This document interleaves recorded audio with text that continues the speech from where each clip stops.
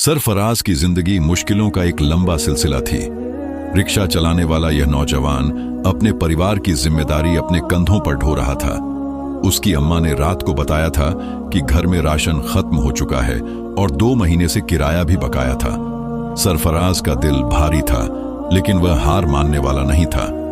गर्मी और प्यास ने उसे थका दिया था, फिर भी वह सवारी की तलाश में शहर के बाहरी वीराने तक पहुंच गया। शाम ढल रही थी और रात का अंधेरा गहराने वाला था।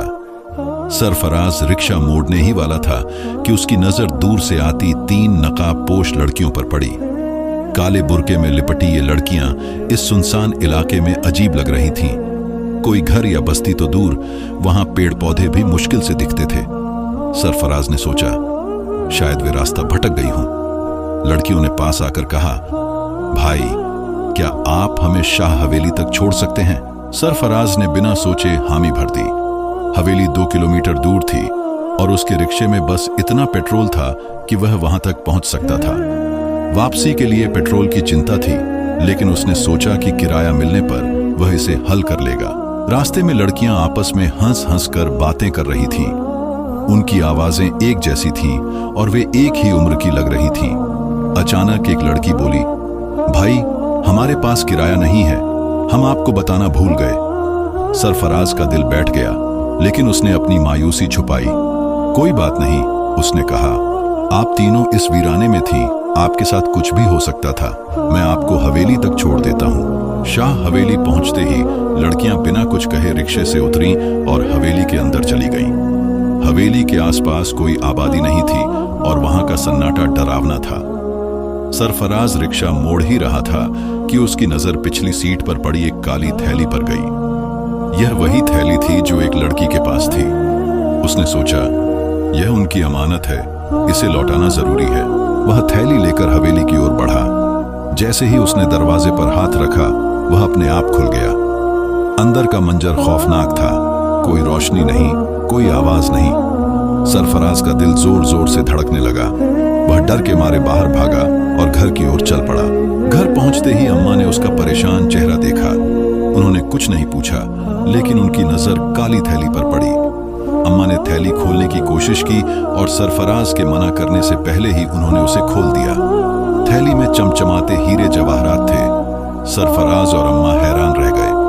अम्मा ने कहा, बेटा, यह किसी की अमानत है, हमें इसमें कोई खयानत नहीं करनी।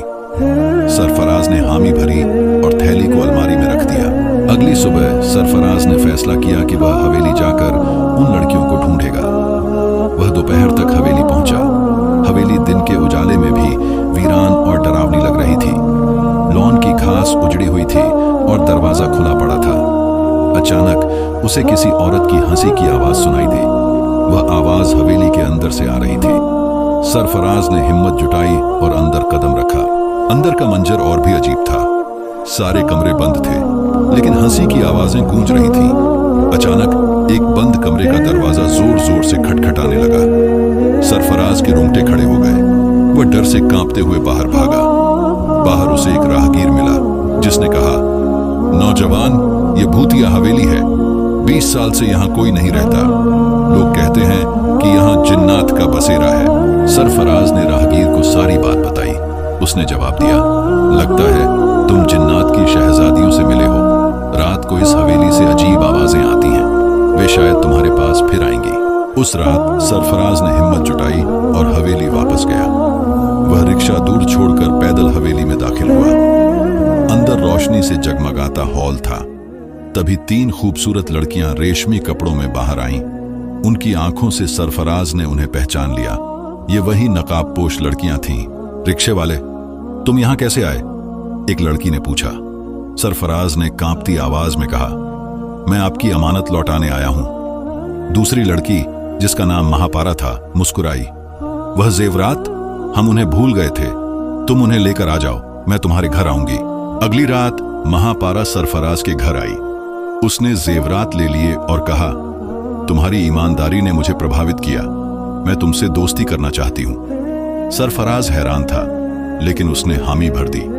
महापारा कुछ दिन उसके घर रही और उसकी अम्मा व बहनों से उसकी दोस्ती हो गई। एक दिन उसने अपने गहने बेचकर मकान का किराया चुकाया। एक रात महापारा अचानक गायब हो गई। सरफराज को लगा कि वह अपने कबीले में लौट गई, लेकिन कुछ दिन बाद उसे एक खत मिला जिसमें महापारा ने उसे उस पेड़ के नीचे बुलाया जहां वे पहली बार मिले थे। सरफराज वहां गया। तीनों जिन्नात की शहजादियां वहां थीं। महापारा ने उसे एक थैली दी जिसमें अनमोल खजाना था। यह तुम्हारी ईमानदारी का इनाम है, महापारा ने कहा। हम जब चाहें तुम्हारी दुनिया में आएंगे। इसके बाद वे गायब हो गईं। सरफराज की जिंदगी बदल गई।